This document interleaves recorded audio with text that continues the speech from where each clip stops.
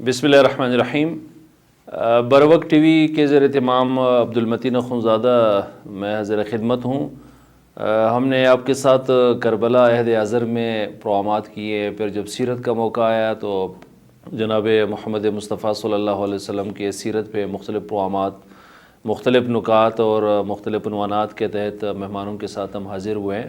آج اس پروگرام کے پہلے نشست میں ہم نے مکالمہ کیا ہے، اس کے ضرورت اور آداب کیا ہے، ہم کیسے اس کو پروموٹ کر سکتے ہیں۔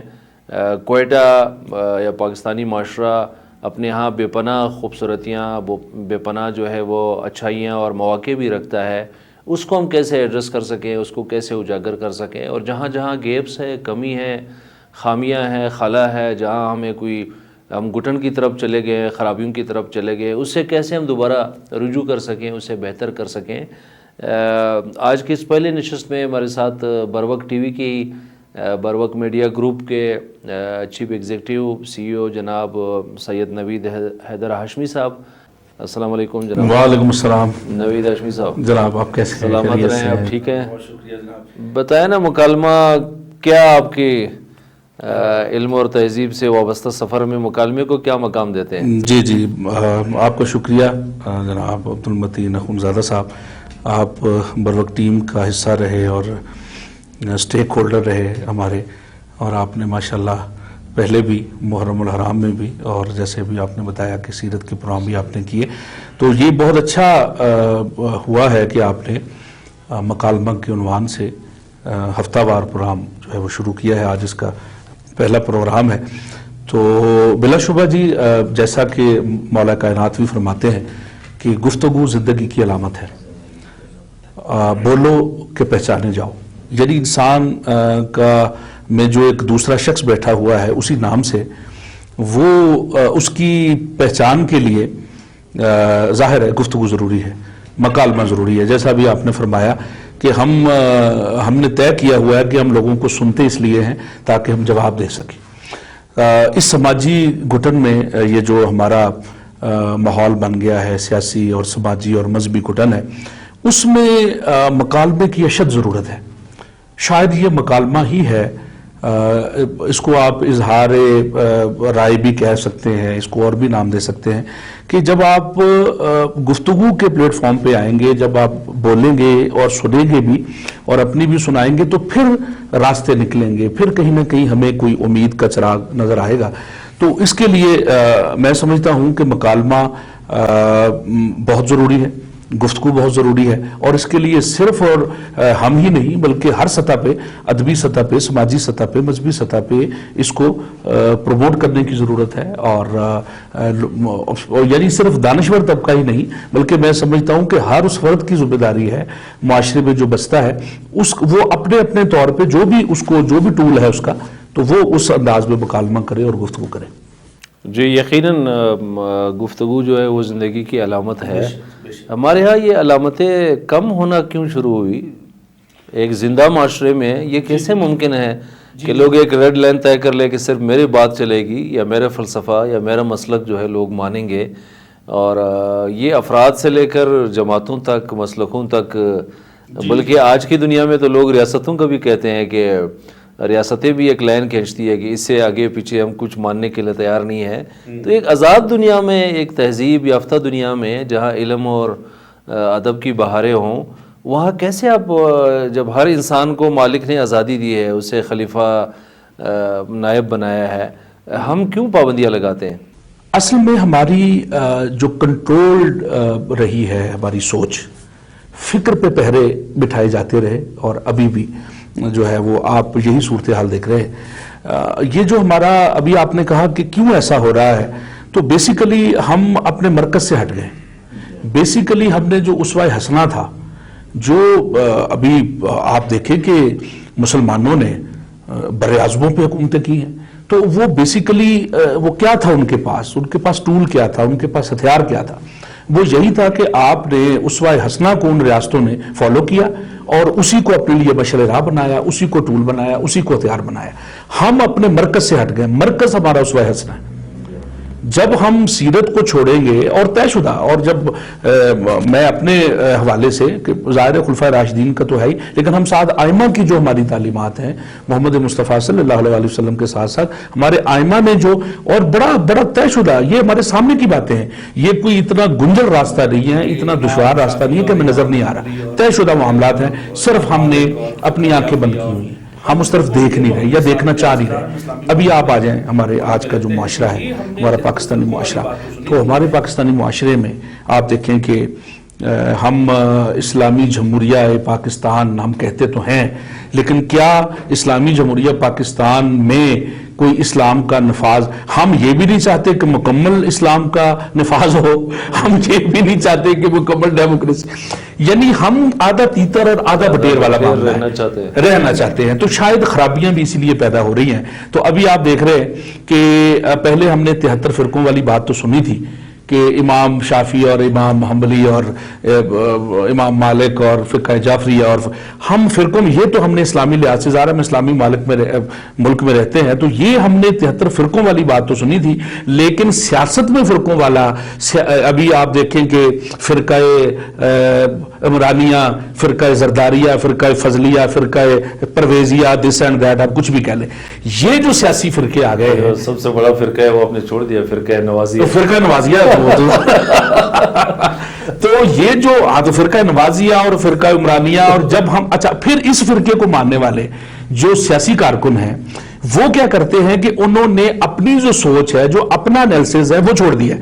ابھی وہ اپنے سیاسی پیر و مرشد کو دیکھتے ہیں، اور جو اس کا نیریٹو ہوتا ہے، جو اس کا بیانیہ ہوتا ہے، اسی کو لے کے یعنی ایمان کی حد تک اپنے سیاسی پیر و مرشد کے بیعت اس میں جو ہے نا بیعت کر لیا، جو خرابی ہے بیسیکلی بیسیت فرد سوچنا چھوڑ دیا ہے۔ ابھی جو اس کی پارٹی کا نیریٹو ہے، ہو سکتا ہے گھر میں بیٹھ کے وہ کہے کہ نہیں یار یہ بات تو غلط ہے، لیکن اگر پارٹی کا نیریٹو آ گیا تو اس کو فالو کرنا وہ سمجھتا ہے کہ میرے اوپر واجب ہو گیا۔ تو یہ معاملہ جو ہے، یہ خرابیاں بھی یہیں سے پیدا ہوئی ہیں، اور یہی ہماری جو غلط سمت، جو ڈائریکشن ہماری جو غلط ہوئی ہے، تو یہ اسی وجہ سے ہوئی ہے کہ ہم سیاسی فرقوں پہ ایمان لے آئے۔ بہت خوب ہاشمی صاحب، بہت خوب۔ اصل میں جو مذہبی طور پر فرقوں کی بہتات کی بات کی ہے، یہ بھی ظاہر ہے قابل غور ہے۔ احادیث کے درجوں میں بھی اس کا کہاں درجہ آتا ہے، اور ظاہر ہے ہم کیسے تقسیم در تقسیم کرتے ہیں، اس لیے اسلام تو وحدت کی بات کرتا ہے، لیکن ہم سیاسی پہلو پہ آ جاتے ہیں۔ ظاہر ہے مذاہب پہ جب گفتگو ہوگی تو اس کے اپنے پیراڈائم ہے، اس کا اچھا اسلام بھی کچھ سیاست، دیکھیں اسلام اور سیاست بالکل ساتھ ساتھ رہے ہیں، اور بڑے اچھے انداز میں رہے ہیں۔ جی پاکستان کا اس وقت مشکل ہے، ویسے تو یہ ٹھیک ہے کہ پاکستان کو ابھی بنے ہوئے 75 سال ہوئے ہیں، جو بہت قومی زندگی میں یا ایک سماج کو بننے میں کوئی بہت زیادہ یہ عرصہ نہیں ہے۔ تقسیم برصغیر پہ ہمارے یہاں اب تک ظاہر ہے خیالات میں یعنی یکسوئی یا اتفاق نہیں پایا جاتا ہے، مختلف رائے ہے، اور یہ بھی ایک بڑی حقیقت ہے کہ ہندوستان ظاہر ہے ایک بہت بڑی اور عظیم ریاست رہی ہے، اس کی تاریخ رہی ہے ہمارے اختلاف کے باوجود۔ خود ایران اور ترکی اور افغانستان یہ ظاہر ہے کہ سیولائز معاشرے رہے ہیں، ریاستیں رہی ہے، اور سینکڑوں ہزاروں سال رہے ہیں۔ پاکستان کا ظاہر ایک پیمانہ عالمی ریاستوں کی بنیاد پہ، یا جو وسیع ریاستیں رہی ہے اس پہ جب ہم پیمانہ لیتے ہیں تو کوئی بہت زیادہ وہ ظاہر ہے کہ ہمارا ماڈل بنتا نہیں ہے، ابھی میں 100 سال بھی نہیں ہوئے ہیں۔ لیکن میں یہ کہوں گا کہ آج ظاہر ہے گروتھ بہت جلدی ہوتی ہے، یعنی یہ بھی ایک فرق ہے نا کہ اب دنیا بہت تیز رفتار ہو گئی ہے، چاہے معاشی گروتھ ہو، ذہنی ارتقاء ہو، اور یہ کام ریاستوں کا ہوتا ہے۔ آپ کیا سمجھتے ہیں کہ پاکستانی معاشرے میں یہ جو سیاست والی بات آپ کرتے ہیں، یہ تو بالکل ٹھیک ہے کہ لیڈر کو ریاست کے مفادات کے تابع ہونا چاہیے، اس لیے کہ قومی بیانیہ جو ہے اس پہ ہمارے یہاں تو قومی بیانیہ بھی سوال ہے۔ قومی بیانیہ ہی ابھی تک متنازع ہے۔ لوگوں کو اپنی زبانوں کی فکر ہے، لوگوں کو اپنے مسالک کی ہے، لوگ اپنے جو تاریخ ہے ان کا ظاہر ہے ہزاروں سال کا تاریخ ہے نا۔ اگر آپ سندھ کی بات کریں، آپ افغانوں کی یا پشتونوں کی بات کریں، یا بلوچوں کی بات، خود پنجاب کی جو تاریخ ہے یا کشمیر کی جو تاریخ ہے، تو یہ جو قومی بیانیہ ہے پہلے تو ہمیں ظاہر ہے اس پہ آنا ہوگا کہ اس کو ہم کیسے معاشرتی سطح پہ زیادہ قابل عمل، قابل قبول بنانے کی فکر کریں۔ پھر اس میں ظاہر ہے کہ سیاستدانوں کا باقی طبقات کی درجہ بدرجہ باری ہے، اس کا بھی ہم پوسٹ مارٹم بھی کر سکتے ہیں، تجزیہ بھی کر سکتے ہیں. تو بطور عالم یا اہل علم یا صحافی یا ادیب یا دانشور کے آپ کیا تجزیہ کرتے ہیں کہ اس قومی بیانیے کو زیادہ وسیع کرنے یا مضبوط اور توانا بنانے کے لیے، تاکہ ظاہر پاکستان اس وقت 25 کروڑ انسانوں کا ملک ہے نا، جی بالکل، یعنی 25 کروڑ آرا تو ہے نا، اس کو ایک بیانیے میں کیسے انسٹال کرے آج کی زبان میں؟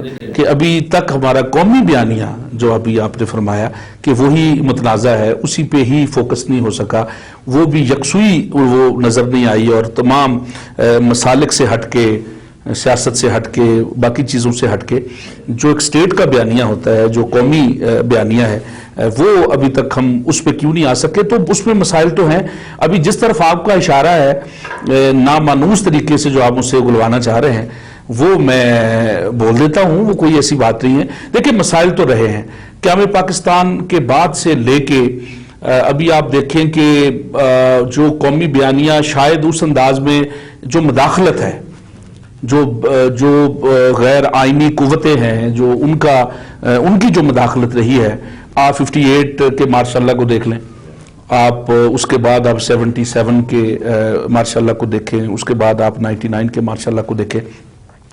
تو بیسیکلی یہ جو غیر ضروری مداخلت ہے، اس کی وجہ سے بھی مسائل بنے ہیں، اس میں کوئی شک نہیں ہے. لیکن اس کے ابھی اس کی اگر میں کہوں کہ توجیحات میں پیش کروں اس کے حق میں، تو وہ بھی بہت سارے میرے پاس وہ ہیں کہ میں یعنی اس کو غیر ضروری سے ضروری میں ثابت کر سکتا ہوں کہ یہ ضروری تھا. اس کی وجہ یہ ہے کہ ظاہر ہے ہمارے ہاں جب آپ نے قیام پاکستان کے بعد قائد اعظم محمد علی جناح کی سگی بہن فاطمہ جناح بھٹو فاطمہ جناح صاحبہ، تو ان کے مقابلے میں جب ان کو آپ نے سوری ٹو سے کہ ذلیل و خوار کر دیا، جب بانی پاکستان کی، اور وہ صرف بانی پاکستان کی بہن کی بات میں نہیں کر رہا، میں وہ تحریک پاکستان کا ایک اہم کردار رہا ہے، یعنی ان کا رول رہا ہے. تو جب آپ نے اس یعنی قائد اعظم کی بہن ہونے کے ساتھ ساتھ تحریک پاکستان کے ایک اہم کردار کو جب آپ نے ذلیل و خوار کر دیا، آپ نے بلیوں اور بندروں اور جانوروں سے تشبیہ دی اور لالٹین ان کے گلے میں ڈال کے کہا کہ یہ ہے، جب آپ کا آغاز ہی متین صاحب، جب آپ کا آغاز اور سٹارٹ ہی آپ کا غلط ہو گیا، تو پھر ہم کیا توقع کریں گے؟ تو جو اینٹ آپ نے بیسیکلی بنیادی طور پہ رکھ دی ہے، عمارت تو پھر اسی پہ رہے گی. تو یہ خرابیاں، یہ خامیاں ساری اسی وجہ سے سٹارٹ میں جو معاملات بنے ہیں.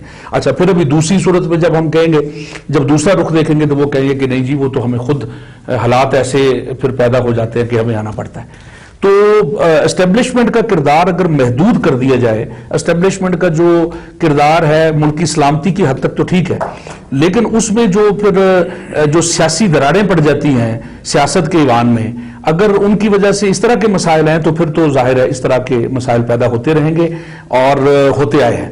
تو اس میں تھوڑا سا ہمیں اس پہ وہ دیکھنے کی ضرورت ہے. اور یہ جو دور ہے ابھی والا، ادھر سے لے کے ابھی تک کا معاملہ اگر ہم دیکھیں تو ابھی چلیں، ابھی بات شروع ہو گئی ہے تو عرش شریف صاحب جو ہیں ان کی شہادت، یہ تازہ ابھی واقعہ ہے کہ ابھی یہ کتنا بڑا المیہ ہے کہ اسٹیٹ کے ایک اہم ادارے کو اپنی صفائیاں دینے کے لیے DGISPR کو سامنے آنا پڑا، اور وہ اپنی صفائیاں دے رہے ہیں. اور ساتھ DGISI ندیم انجم صاحب جو ہیں وہ پہلی بار سامنے آئے ہیں جب سے انہوں نے چارج لیا ہے، تو ان کو بھی آ کے صفائیاں دینی پڑ رہی ہیں. تو بیسیکلی مسائل ہمارے اپنے پیدا کردے بھی ہیں اور سیاستدانوں کے پیدا کردہ بھی ہیں، اور اس میں اسٹیبلشمنٹ تو ذمہ دار ہے ہی. اب ہم اگر اسٹیبلشمنٹ کی بات کریں تو صرف فوج کو ہی ہم مورد الزام نہ ٹھہرائیں کہ فوج ایسی ہے. فوج کے ساتھ اگر، کیونکہ اسٹیبلشمنٹ بہت سی طاقتوں کا مجموعہ ہے، تو بہت سی سوچے، بہت سے آئیڈیاز مل کے پھر وہ اپنا فیصلہ صادر کرتے ہیں کہ جی ایسا کریں. تو بھیا متین صاحب بات یہ ہے کہ ہمیں جب تک ہم اپنے آپ کو خود نہیں بدلیں گے، خود بدلنے کی ضرورت ہے. آپ آئیڈیالوجی کوئی بھی لے لیں، آئیڈیالوجی کسی کو بھی، آپ کسی کی بھی آئیڈیالوجی کو فالو کریں، آپ مسلک کو، سیاست کو اور دیگر جو ہمارے عوامل ہیں ان کو آپ بالا طاق رکھتے ہوئے بحیثیت پاکستانی شہری کے طور پہ جب آپ چیزوں کو نہیں دیکھیں گے اور آپ کے پیش نظر جب ملک کی سالمیت نہیں ہوگی، جب آپ کے نزدیک ملک کی بقا کا مسئلہ آپ کے پیش نظر نہیں ہوگا، تو پھر اسی طرح کے مسائل جنم لیتے رہیں گے، اور پھر ظاہر ہے پھر مسائل کا انبار ہے جس کو چننے کے لیے پھر ہمیں جو ہے وہ اتنے ہی سال چاہیے جتنا سفر ہم نے 75 سالوں میں طے کیا۔ بہت خوب نوید ہاشمی صاحب، مسائل کا انبار ہے اور بہت مشکلات میں ہم گر گئے ہیں۔ کیا آپ سمجھتے ہیں کہ یہ تو خیر ایک ضمنی بحث ہے یا گھر کی اندر کی بحث ہے کہ فوج کتنا ذمہ دار ہے، اسٹیبلشمنٹ کا کون سا حصہ ذمہ دار ہے، سیاستدان، میڈیا اور عدلیہ، ظاہر ہے یہ فلرز ہے سوسائٹی کے یا ریاست کو چلانے کے۔ بلا شبہ بنیادی اسٹیک ہولڈر یا بنیادی ذمہ داری تو سیاستدانوں کی ہے، جس سے ہمارے سیاستدانوں نے ادا نہیں کی ہے، اس کی وجوہات ان کی ذاتی کمزوریاں بھی ہے، آئیڈیالوجی کا بھی ایک بڑا مسئلہ ہے۔ آپ نے قائد اعظم رحمۃ اللہ علیہ کے ہمشیرہ کا مثال دیا ہے، خود علامہ اقبال کے فکر کے ساتھ پاکستان میں جو حشر ہم کر رہے ہیں اس کے جو ریئل روحانی اسپرٹ ہے، ظاہر ریاست اسی کی تشکیل ایک بنیاد پہ تشکیل ہوئی ہے، علامہ اقبال نے ایک تصور پیش کیا تھا۔ علامہ اقبال کو ہمارے ہاں نصاب سے بھی، ہمارے ہاں فیصلوں سے بھی اس تصور کو دھندلا کر کے نکال دیا ہے۔ اب اس کی حیثیت صرف ایک شاعر کی اس کو ہم بنا لیتے ہیں اور وہ بات پوری ہو جاتی ہے۔ تو حالانکہ افغانستان اقبال کو اون کرتا ہے، ایران نے اس سے اسپرٹ لیا ہے، ترکی اس کو لیتا ہے، یونیورسٹیاں بن گئی ایشیا جو ہے مغرب کے اندر۔ ابھی میں کوئٹہ سے کتاب شائع ہوئی ہے نا، کمال اقبال اور 21ویں صدی، جس میں ان 20 سالوں میں 21ویں صدی میں علامہ اقبال پہ 6 مغربی مصنفین کے افکار کا تجزیہ کیا گیا ہے۔ تو دنیا اقبال پہ لکھ رہی ہے اور ہمارے ہاں اور ہم نے اس کو تصور کو یہ تو ہمارے المیہ ہیں نا، المیہ در المیہ ہیں۔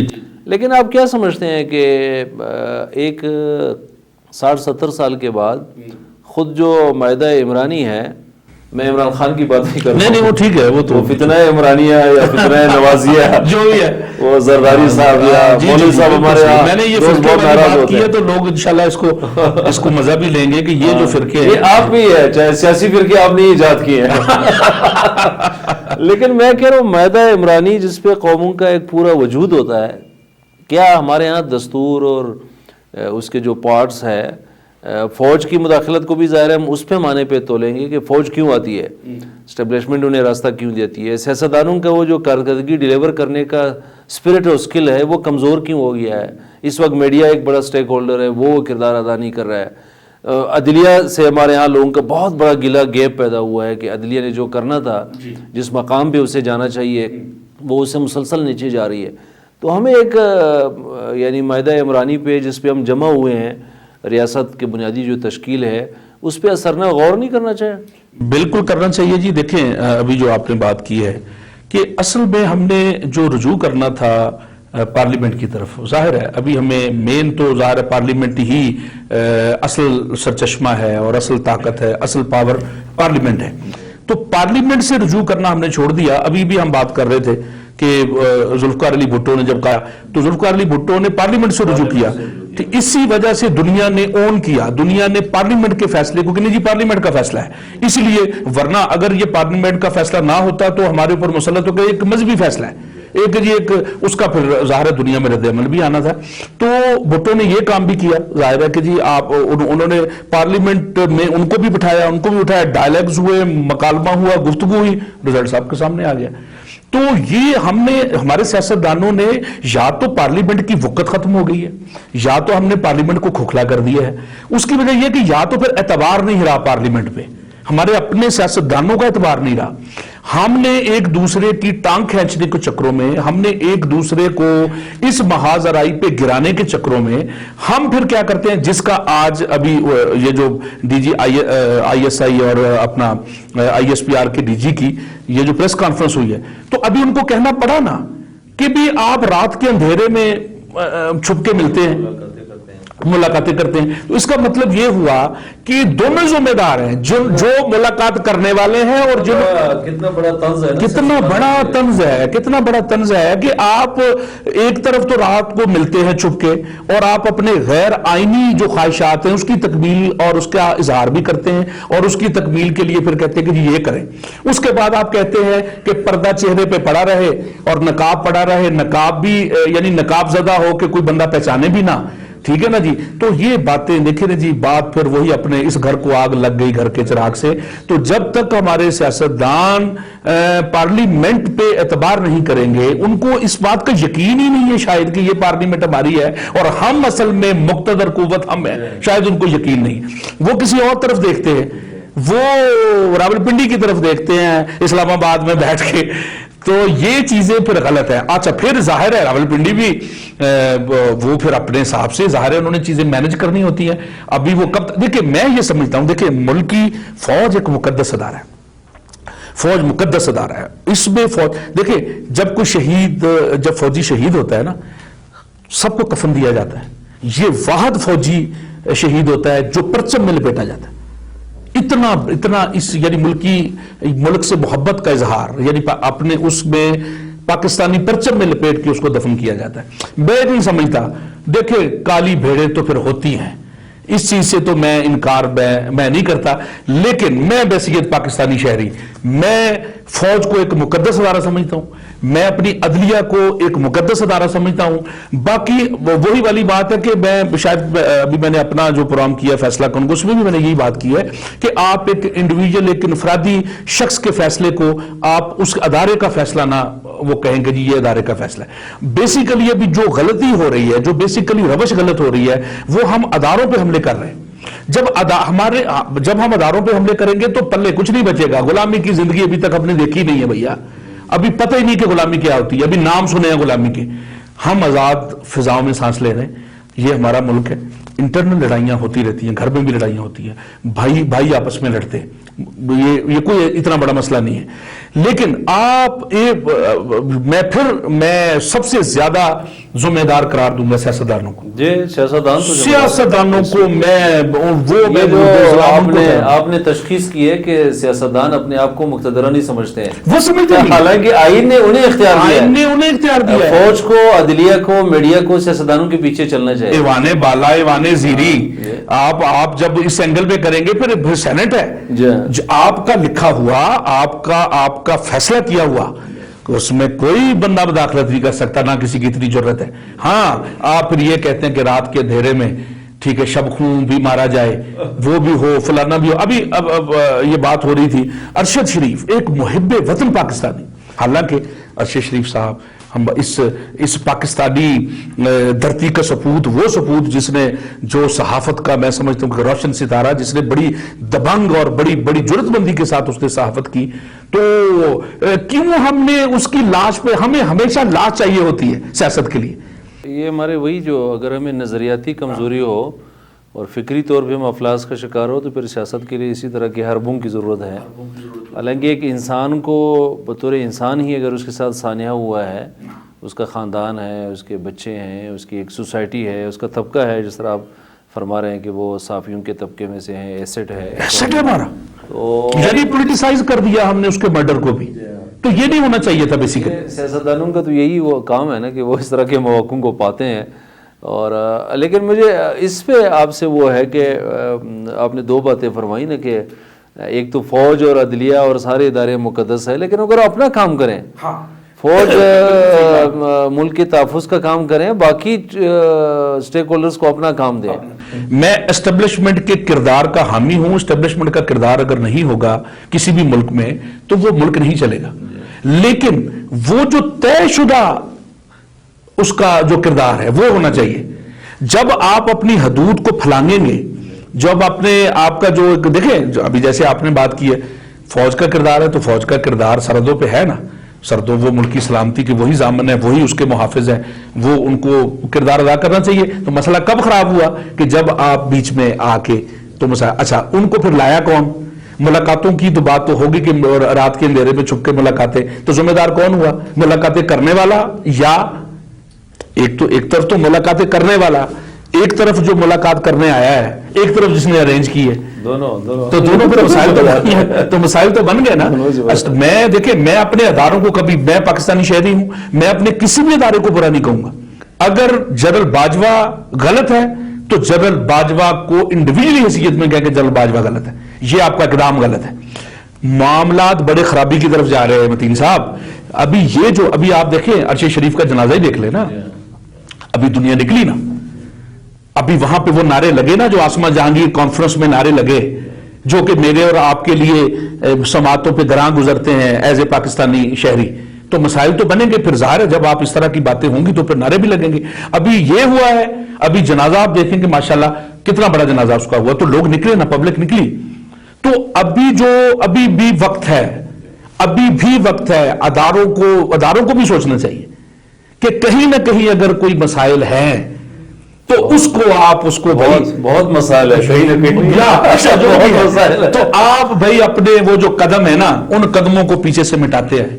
ایک نئے پاکستان کی، وہی جو عمرانی معاہدہ آپ کہہ رہے ہیں، وہی جو اس کے تحت آپ ایک نئے پاکستان کی بنیاد رکھیں جس میں سٹیک ہولڈر تمام لوگ ہوں، جس میں عوام سٹیک ہولڈر سب سے زیادہ مقدم عوام ہو، اس میں پارلیمنٹ ہو. باقی آپ اپنا جو کردار ہے اپنا ادا کریں. ادارے اچھے ہیں، اداروں میں بیٹھے لوگ غلط ہو سکتے ہیں. ان کے مثال کے طور پہ آپ کو آر بی چیف بنا دیا جائے تو آپ اپنے طور پہ چلیں گے، تو اس کا مطلب یہ نہیں ہے کہ آپ کا جو فیصلہ ہے وہ فوج کا فیصلہ ہے. بہت خوب جناب نوید ہاشمی صاحب اپنے بھرپور خیالات کا اظہار کر رہے تھے. یقیناً اس وقت ہمیں ایک نئے عمرانی معاہدے کی بھی ضرورت ہے، اپنے اس پورے اور حلنگ کی ضرورت ہے جو ہمارے مسائل چل رہے ہیں. یقیناً ہم جو عمرانی ہمارے مسائل ہے، معاہدہ عمرانی کی جو بنیاد ہے آئین اور دستور کا، اس میں ہم اپنے حصے کا کردار ادا نہیں کر سکے ہیں. بلا شبہ اسٹیبلشمنٹ کے سارے حصے، ریاست کے جتنے بنیادیں ہیں ان سے مسائل پیدا ہوئے ہیں. اس میں سیاستدانوں کا کردار بھی ہے، فوج کا بھی ہے، میڈیا کا بھی ہے، عدلیہ کا، اور سوسائٹی کے جو دانشورز ہے ان کی طرف سے بھی جہاں کمزوریاں پائی گئی ہے اسے اثرنہ و ایڈریس کرنے کی ضرورت ہے. ایک ایسی حالت میں کہ جب ہم سیاسی یا جمہوری طور پہ بھی ایک بہت مشکل حالت میں جا رہے ہیں، پاکستان میں ایک نئے انتخابات کی ضرورت محسوس کی جا رہی ہے. اس سے پہلے، انتخابات سے پہلے گرینڈ مکالمے کی، جرگے کی ایک بہت بھرپور توانا آواز کی ضرورت ہے تاکہ ہم یقینی طور پہ جو ہے اپنے حالات کو بہتر کر سکیں اور اس کے نتیجے میں ہم بہتری کی طرف جا سکیں. نوید ہاشمی صاحب، حالات پہ آپ نے بہت بھرپور بات کی، تو میں آخری سوال یہ کروں گا کہ آپ تو شاعر ہیں، تو کوئی حالات حضرت پہ کچھ سنائیں گے؟ نہیں بالکل، میں بالکل سننے والے دیکھنے والے جی گرم باتوں سے تھوڑے سے میں ایک پروگرام، اس مکمل پروگرام کرنا چاہ رہا تھا ارشد شریف شہید پہ، اور میں نے بڑا دل گرفتہ ہو کے میں نے کچھ اشعار لکھے تھے، لیکن وہ کیونکہ آپ کے پروگرام میں ابھی آ گیا ہوں تو میں نے اپنا پروگرام چھوڑ دیا ہے. تو میں جو اس کے لیے میرا کیونکہ ڈیکورم ہے، فیصلہ کون کرے میں کہ آخر میں کچھ اشعار سناتا ہوں. تو بیسیکلی یہ بڑا ایک یہ ہماری جتنی گفتگو ہے اس کا نتیجہ یہ ہے. تو میں اس حوالے سے آپ ذرا ذہن میں رکھیے کہ 75 سال ہو گئے ہمیں، تو کبھی ہمیں کس نے دبایا، کبھی ہم کسی طرف رجوع کیا. تو بیسیکلی یہ عوام کی بات ہے. عوام یہ کہہ رہے ہیں کہ پڑے ہیں خاک پہ کب سے، پڑے ہیں خاک پہ کب سے، سنبھل کے دیکھتے ہیں. تو اب یہ جو ہوپ ہے عوام کی، یہ اصل میں آپ نے دیکھنا ہے کہ پڑے ہیں خاک پہ کب سے، سنبھل کے دیکھتے ہیں. اب ایسا کرتے ہیں خود کو بدل کے دیکھتے ہیں. اب ایسا کرتے ہیں خود کو بدل کے دیکھتے ہیں. کہانی کار ہمیں کاٹتا رہا لکھ کر. کہانی کار ہمیں کاٹتا رہا. ابھی کہانی کار سمجھ گیا؟ کہانی کار ہمیں ہم لفظ ہے نا، ہم ان کے لیے لفظ ہے. کہانی کار جو کردار انہوں نے دیا وہ دیا.